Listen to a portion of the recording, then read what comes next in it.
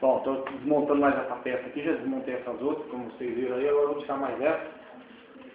Porque eu já verifiquei aquela dali, que ela não tem defeito nenhum. Eu tenho um leve defeito aqui, ó, que eu já fiz uma solda aqui e tal, mas não é ali também. Então, vamos dar uma olhada mais adiante aí. Minha esposa tá gravando aí pra mim, né? Vamos ver aí se a gente acha o defeito desse bichão.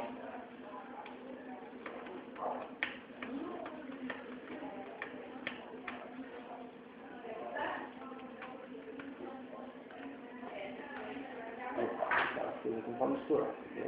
É dali.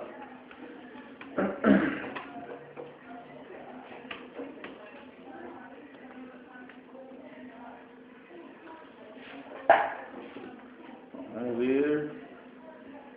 Mais uma placa sendo arrancada. Tá. Vamos ver se tem algum defeito nessa. Ela tá desencaixada em algum lugar. Pode dar algum problema ali.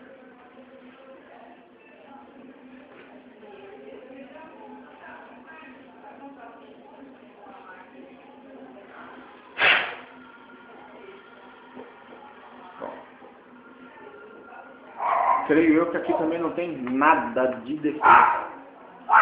Não tem nada mostrando que possa estar queimado aqui, apesar de estar só uma placa de metal com botões. Não tem nenhum componente igual a esses aqui. Bom, vamos analisar novamente.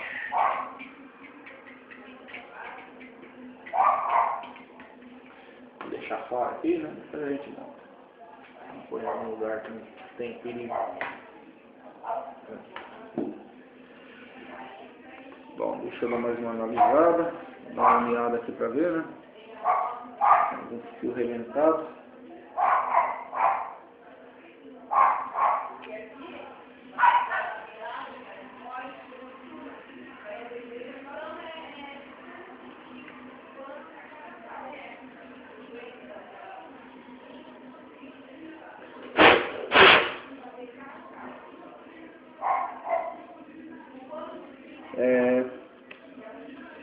Tem nada que tem nesse bicho que ele desliga. As fitas flat tá todas intactas, não tem nenhuma arrebentada.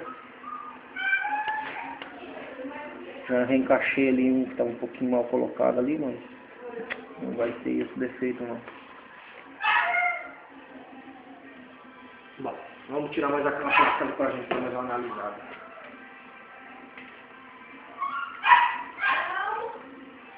Aqui não vai adiantar.